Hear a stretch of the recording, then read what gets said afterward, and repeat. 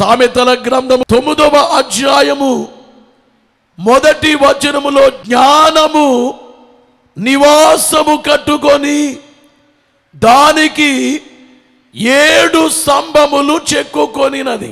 ఈ యొక్క వచనాలు వ్రాసేటువంటి సొలొమోను అనబడేటువంటి ఆయన యెరూషలేమునే 40 సంవత్సరాల కాలం పరిపాలించాడు. ఈ సొలొమోను 2 గొప్ప కార్యాలు చేశాడు. ఓ కార్యమేమో మందిరాన్ని కట్టాడు. యెరూషలేములో మోరియా కొండగా పేరు గాంచిన ఇస్సాకును బలిగా అర్పించడానికి తీసుకెళ్ళమని దేవుడు చెప్పగా, ఏ కొండ మీదైతే కాళ్ళు చేతులు కట్టి కత్తి పైకెత్తి వధించబోయాడో ఆ కొండ మీదే యెరూషలేము దేవాలయము కట్టబడింది. దేవాలయాన్ని కట్టిన పని మొదటి పని అయితే ఈ సొలొమోను చేసినటువంటి 3 గ్రంథాలు వ్రాసారు. ఓ గ్రంథమేమో సామెతల గ్రంథము, రెండోదేమో ప్రసంగి గ్రంథం, మూడోదేమో పరమగీతం అనబడే గ్రంథాన్ని వ్రాసారు. ఈ రోజున మనము సామెతల గ్రంథములో 9వ అధ్యాయములో మొదటి వచనాన్ని తెలియచేసే ముందు సామెతల గ్రంథాన్ని గూర్చి కొన్ని మాటలు మీకు చెప్పి నేను ఆ వచనములోనికి వస్తాను. ఈవేళ బైబిల్లో సామెతలు అనే గ్రంథము చాలా గొప్ప గ్రంథం. సామెతల గ్రంథాన్ని చదివితే గొప్ప జ్ఞానం వస్తుంది. అయితే ప్రియులారా, సొలొమోను 3000 సామెతలు ఆయన వ్రాసారు. కానీ ఈవేళ బైబిల్లో 800 సామెతలే ఉన్నాయి. కానీ మిగిలిన 2200 సామెతలే కాలగర్భములో కలిసిపోయాయి. అవి కూడా ఉంటే ఎంత బాగుండునో. 2200 సామెతలే గ్రంథములోకి రాలేదు, 800 వచ్చాయి. అవి కూడా వచ్చుంటే ఇంకెంత బాగుండునో. ఈవేళ మన చేతుల్లో ఉండే ఈ బైబిల్ ఉందే, కొన్ని విషయాలు బయటకు వచ్చాయి. అందుకనే బైబిల్లో యోహాను సువార్తలో ఆఖరి అధ్యాయం ఆఖరి వచనములో యోహాను గారు అన్నారు, యేసు చేసిన కార్యములు ఇంకను అనేకములు కలవు, వాటిలో ఒక్కొక్కటి వ్రాస్తే అలాగు వ్రాయబడిన గ్రంథానికి ఈ భూలోకమైన చాలదని నాకు తోచుచున్నది అని యోహాను గారు అన్నారంటే యేసువారే ఎన్ని కార్యాలు చేశారు. అలాగే పాత నిబంధన కాలములో జరిగిన విషయాలు ఎన్ని వ్రాయలేదో. దాదాపుగా సామెతల గ్రంథములో 85 సార్లు వ్రాసిన మాట ఏమిటంటే జ్ఞానము, జ్ఞాన సాధనము, జ్ఞాన జీవనము, జ్ఞాన మార్గము. ఈ 3 సామెతల గ్రంథములో కనబడతాయి. ఒకటి, జ్ఞాన సాధనము చేయాలంటే, జ్ఞానాన్ని గురించి తెలుసుకోవాలి అంటే సామెతల గ్రంథాన్ని అర్థం చేసుకోవాలి. రెండోది ఏమిటంటే జ్ఞాన జీవనము, అనగా జ్ఞానముతో జీవించాలి, అజ్ఞానముతో కాకుండా జ్ఞానముతో జీవించాలి అని అనుకుంటే ఇదిగో జ్ఞాన జీవనము ఈ సామెతల గ్రంథములో ఉంది. మూడోది ఏమిటంటే జ్ఞాన మార్గము. ఎవరైనా కానీ జ్ఞాన మార్గములో ప్రయాణము చేయాలి అంటే ఇదిగో జ్ఞాన మార్గము సామెతల గ్రంథములో ఉంది. మీలో స్టూడెంట్స్ చాలా మంది ఉన్నారు. నేను అనుకుంటున్నాను మీరే ఈవేళ ఈ మాటలు విని సామెతల గ్రంథాన్ని చదివేస్తారనుకుంటున్నాను నేను. ఎందుకంటే జ్ఞాన సాధనం, రెండోది జ్ఞాన జీవనం, మూడోది జ్ఞాన మార్గం. ఈ 3 కూడా ఈ సామెతల గ్రంథములో ఉన్నవి కనుక మీరందరూ బాగా చదువుతారని నేను భావిస్తూ ఉన్నాను. ఈ సామెతల గ్రంథములో 31 అధ్యాయాలు ఉన్నాయి. ఈ 31 అధ్యాయాల్లో ఎన్నో వచనాలు వ్రాయబడ్డవి. కానీ అన్ని వచనాల్లో మూల వాక్యాలు ఓసారి మనము చూద్దాం. సామెతల గ్రంథము 9వ అధ్యాయము 10వ వచనమే మూల వాక్యమై ఉంది. యెహోవా యందు భయభక్తులు కలిగి ఉండుటయే జ్ఞానమునకు మూలం. ఈ పరిశుద్ధ గ్రంథమైనటువంటి ఈ బైబిల్లో సామెతల్లో 85 సార్లు జ్ఞానమని వ్రాయబడితే ఈ జ్ఞానానికి మూలం ఏమిటంటే దేవుని యందు భయభక్తులు కలిగి ఉండడమే. వేలాది మందిగా ఈ షాల్లో ఉన్న వారులారా, దేవుని యందు నీకు భయము భక్తి ఉందా? నీకు మనము ప్రార్థన చేసినా కానీ, పాట పాడినా కానీ, బైబిల్ చదివినా కానీ, సువార్త చెప్పినా కానీ, సాక్ష్యము చెప్పినా కానీ యేసును చూస్తూ చేయాలి. పురుషోత్తమ చౌదరి గారు ఆయనే యేసు గాయాల్లోకి వెళ్ళి పాటలు రాస్తారు. దైవజనుడు మన ఆత్మీయ తండ్రి గారే దేవునితో ఉండే సావాసం సామాన్యమైంది కాదు. పురుషోత్తమ చౌదరి గారు రాసినటువంటి కీర్తనలో గుచ్చిగాయము లోపలనే జోచిని ప్రేమ జూతూ, మీ గాయాల్లోకి వెళ్ళి మీ ప్రేమ చూస్తానయ్యా. ఆరంభంలో నేను అనుకున్నది ఏమిటంటే, దేవా యేసు గాయాల్లోకి వెళ్ళి నేను ప్రసంగం చేయాలి. 7 మెట్ల ధ్యానంలో మీరందరూ గాయాల్లోకి రావాలి. ఈ యొక్క సామెతల గ్రంథములో మూల వాక్యం ఏమిటంటే, యెహోవా యందు భయభక్తులు కలిగి ఉండుటయే జ్ఞానమునకు మూలం. అనగా దేవుడు అంటే భయభక్తులు కలిగి ఉండాలి. ఈవేళ మిమ్మల్ని అడుగుతున్నాను, దేవుని భయం ఉందా నీకు?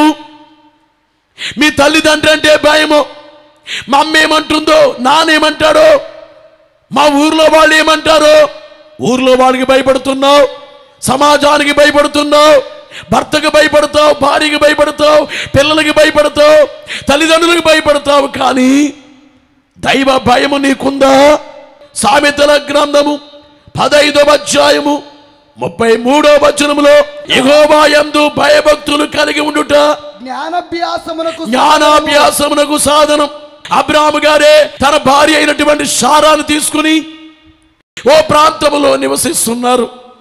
ఆ ప్రాంతం దేవుడంటే భయభక్తులు లేని ప్రాంతం, చాలా భయంకరముగా ఉంది. ఈ అబ్రాహాము గారే శారాను పడే తన భార్యనే ఈమె నా చెల్లెని చెప్పుకున్నాడు. కారణం ఏంటంటే, ఒకవేళ భార్య అంటే ఆ రోజుల్లో భర్తను చంపేసి స్త్రీని తీసుకెళ్ళిపోతారు. బైబిల్లో చూస్తే శారా అందమైంది, రిబకా అందమైంది, రాహేలు అందమైంది. ఇలాగ బైబిల్లో అందాన్ని గురించి కూడా వ్రాయబడింది. శారా అందమైనది. ఈ అందమైనటువంటి ఈమెనే ఆ ప్రాంతంలో ఉన్నటువంటి రాజు ఎత్తుకుపోతాడేమో, ఎవరైనా కానీ ఏదైనా జరుగుతుందేమో అనబడేటువంటి కాలంలో చెల్లెలని చెప్పమన్నాడు. అబీమెలెకు కనబడే ఓ రాజు అబ్రాహాము యొక్క భార్యను చూచాడు. 20వ అధ్యాయం 11వ వచనంలో అబ్రాహాము ఈ స్థలమందు దేవుని భయము ఏ మాత్రమును లేదు గనుక నా భార్య నిమిత్తము నన్ను చంపుదుననుకొని చేసి తిని, అబీమెలెకు అనబడేటువంటి రాజే అబ్రాహాం భార్యను గూర్చి ఈమె ఎవరు అని అడిగితే నా చెల్లి అని చెప్పాడు. వెంటనే గమనించే మాట ఏమిటంటే, ఆమెనే తీసుకెళ్ళిపోయాడు, గదిలో పెట్టాడు. ఆ రాత్రి ఆమెతో పాపం చేస్తాడు. గదిలో బంధించబడింది ఆమె. ఈ లోపు గమనించే మాట ఏమిటంటే, దేవుడే అబీమెలెకు దగ్గరికి పరలోకానికి దేవుడు వచ్చారు. ఓ అబీమెలెకు, నీ ఇంట్లో ఉందే, గదిలో ఉందే, ఆమె ఎవరనుకున్నావు? నా సేవకుడైనటువంటి అబ్రాహాము యొక్క భార్య. ఒకవేళ ఆమెను నీవుగాక ముడితే నీ కుటుంబాన్ని నిన్ను నాశనము చేస్తాను. 3వ వచనములో చూస్తే, అయినను రాత్రి వేళ దేవుడు స్వప్నమందు అబీమెలెకు నొద్దకు వచ్చి నీవు నీ ఇంట చేర్చుకున్న స్త్రీ ఓ పురుషునికి భార్య గనుక, ఒక పురుషునికి భార్య గనుక ఆమె నిమిత్తము నీవు చచ్చినవాడు. ఇలా వినాలి ప్రియులారా, ఆమె నిమిత్తము చచ్చిపోతావు, జాగ్రత్త. అబ్రాహామును అడిగాడు అబీమెలెకు, 10వ వచనములో మరియు అబీమెలెకు నీవేమి చూచి ఈ కార్యము చేసితివని అబ్రాహామును అడగగా అబ్రాహాము ఈ స్థలమందు దేవుని భయము ఏమాత్రమును లేదు కనుక. ఇలా వినాలి. అబీమెలెకుతో చెప్తున్నాడు, అయ్యా నేను చెల్లెలని ఎందుకు చెప్పానంటే ఆయన అబద్ధం చెప్పడా కారణం ఏమిటంటే ఆ ప్రాంతంలో దైవ భయం లేదు. ఇలా వినాలి ప్రియులారా, ఈ యొక్క సామెతల గ్రంథములో మూల వాక్యం ఏమిటంటే దేవుడంటే భయాన్ని భక్తిని కలిగి ఉండడమే జ్ఞానం. ఈవేళ ప్రపంచాన్ని చూస్తే దేవుడంటే భయం లేదు, దేవుడంటే భక్తి లేదు. సమాజం చాలా భయంకరముగా పాడైపోయింది, జీవితాలు సక్రమముగా లేవు.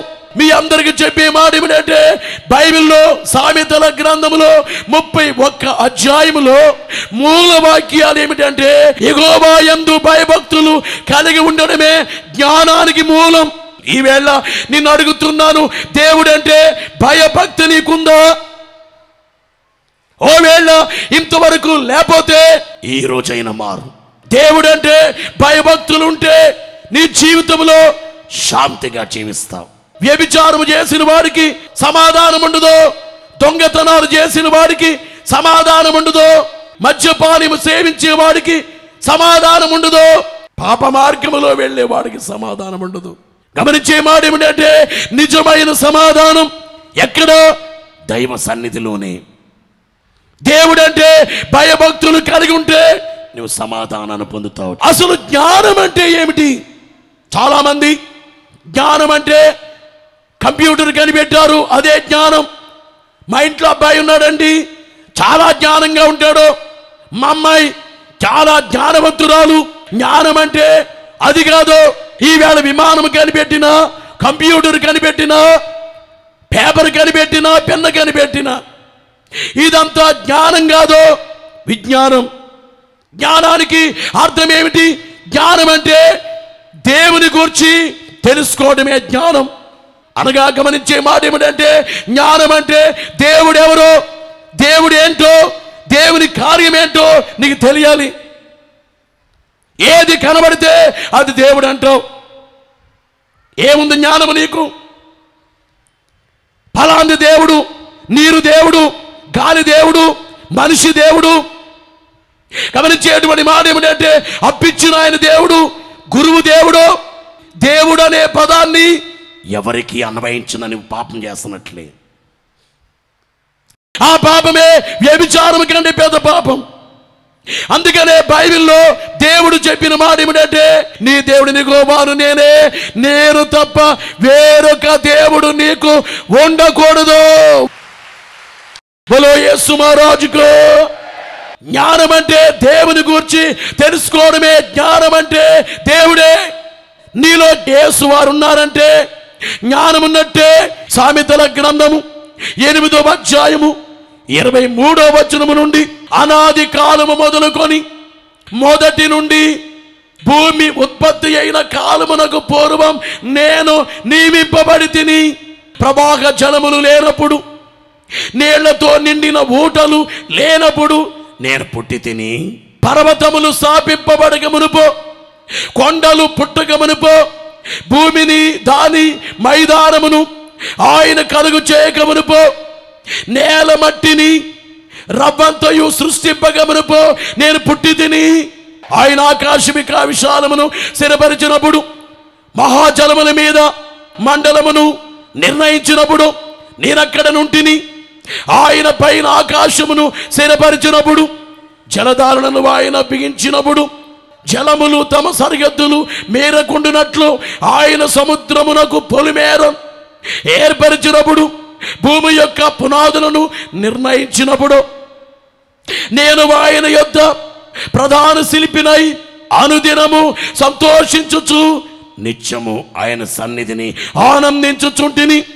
ఆయన కలుగు చేసిన పరలోకముని బట్టి సంతోషించుచు నరులను చూచి ఆనందించుచుంటిని. బలో యేసు మహారాజుకో. ఇలా వినాలి ప్రియులారా, ఈ వచనాలన్నీ ఎవరిని గురించి వ్రాయబడ్డాయంటే యేసు ప్రభుని గురించి వ్రాయబడ్డాయి. అందుకే బైబిల్లో ప్రధానమైన వారు యేసే. మరి యేసు పుట్టడం ఏంటండి? లేనప్పుడే పుట్టానన్నారు అంటే దేవుడు కూడా పుడతారా? ఏంటి పుట్టడం అంటే తెలుసా? దేవుడు తండ్రిగా ఉన్నారో, కుమారుడిగా ఉన్నారో, పరిశుద్ధాత్ముడిగా ఉన్నారు, ఒకే దేవుడు. అయితే దేవుడు ఏం చేశారంటే ఆయనలో నుండి కుమారుని బయటికి తీశారు. ఆయన కుమారుడు ఒకటే, కానీ ఈ కుమారుడు ఏమిటంటే సృష్టిని కలుగు చేయటానికి, ఈ కుమారుడు ఏమిటంటే సిలువేయబడ్డాకి, ఈ కుమారుడు ఎందుకంటే దేవుని పక్కన మనం కూర్చోలేము కనుక. ఒక్క మాటలో చెప్పాలంటే దేవుని ఉద్దేశం ఏంటంటే నా పక్కన కూర్చోబెట్టుకోవాలి నరుల్ని. నా పక్కన కూర్చోబెట్టుకోవాలంటే నా మహిమలోకి రాలేరు, నేనుండే లోకములోకి రాలేరు. అన్ని లోకాల కంటే పై లోకం దేవలోకం.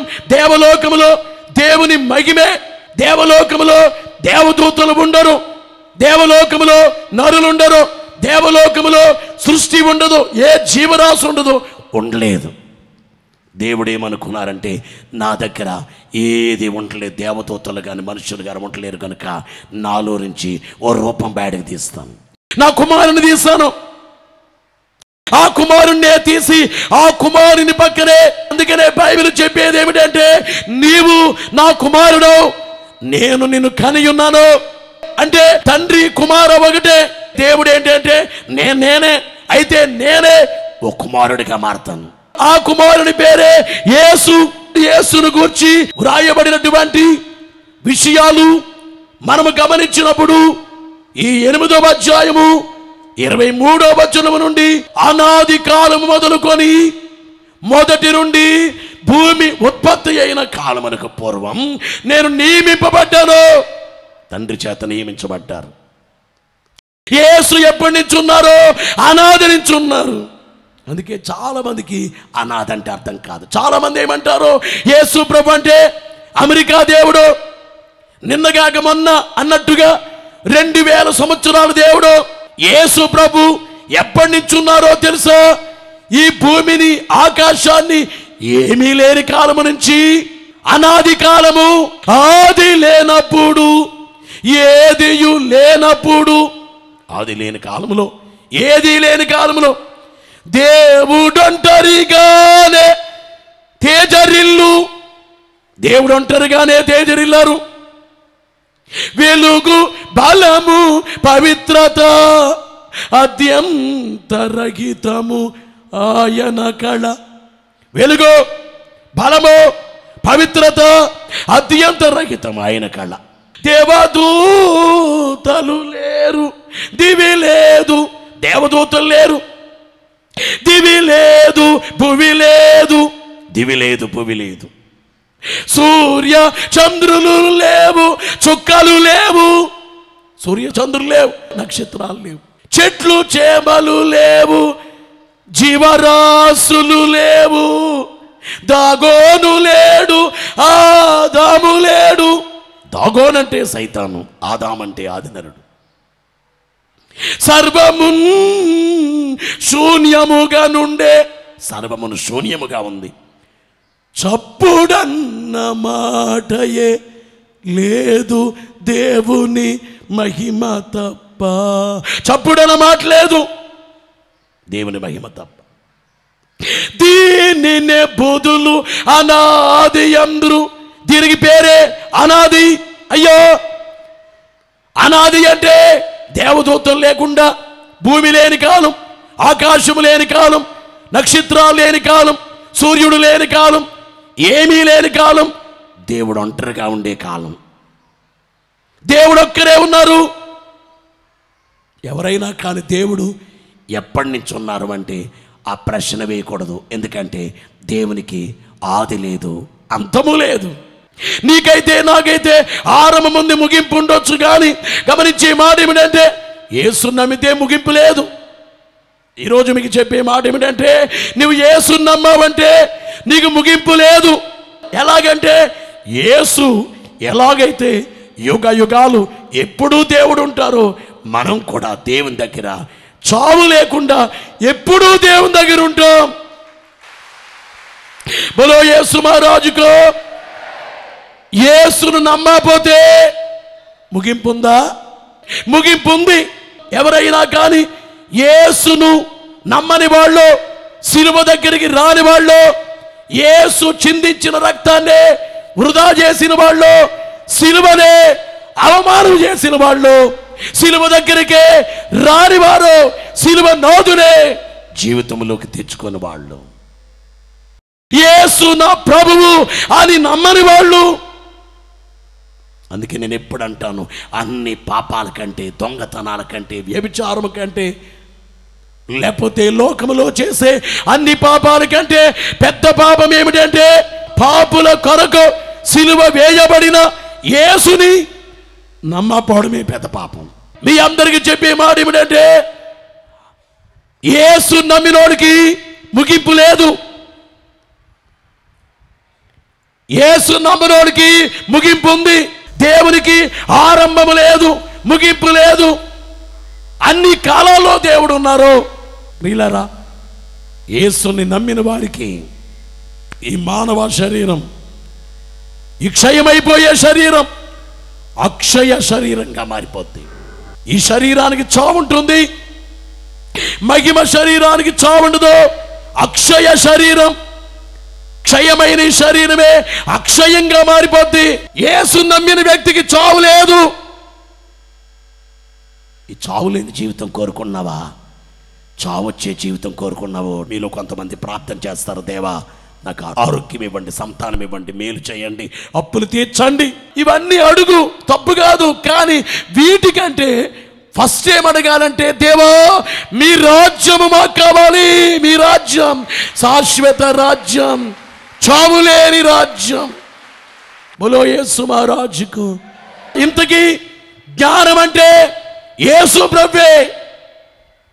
ఈ జ్ఞానం అనాది నుంచి ఉంది. అయితే మనం చదువుకున్న 9వ అధ్యాయం 1వ వచనంలో జ్ఞానము నివాసము కట్టుకొని, జ్ఞానము నివాసము కట్టుకొని దానికి 7 స్తంభములు చెక్కుకొనినది. ఇలా వినాలి ప్రియులారా, ఏం చేసింది? ఈ జ్ఞానం నివాసాన్ని కట్టుకుంది.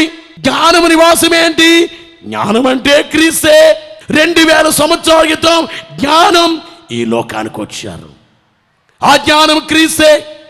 ఈ జ్ఞానమైన క్రీస్తే నివాసం కట్టుకున్నారు. నీవు క్రీస్తును గూర్చి ఎంత నేర్చుకున్నావో అదే జ్ఞానం. క్రీస్తును చదవాలి, క్రీస్తును గ్రహించాలి. క్రీస్తే క్రీస్తే క్రీస్తే, యేసే యేసే, కేంద్రం యేసే. ఈ యేసు నివాసం ఏర్పాటు చేసుకున్నారు. గమనించే మాడిమంటే ఈ వచనంలో దానికి 7 స్తంభాలు.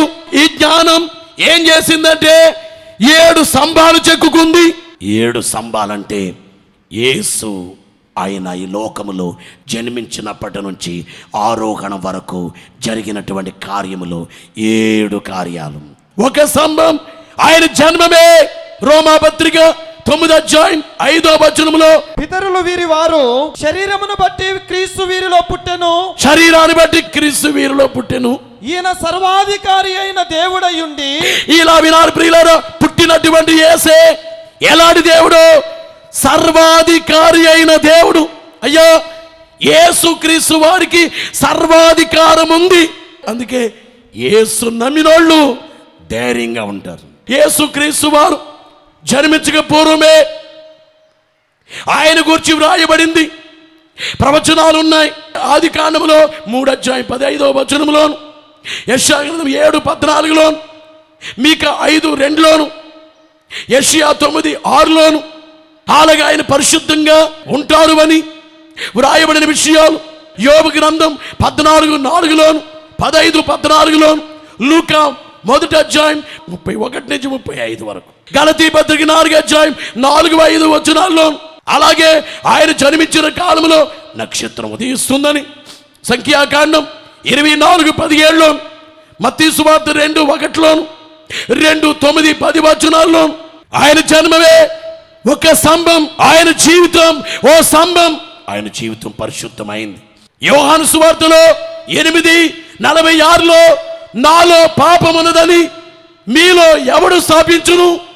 ఈ ప్రపంచంలో దేవుడని చెప్పుకునే ఎవరినైనా మీరు గమనించండి, ఎవరినైనా చదవండి, పాపం కనబడదు. కానీ యేసును చదవండి, యేసులో పరిశుద్ధత కనబడుతుంది. పరిశుద్ధత. బోలో యేసు మహారాజుకు.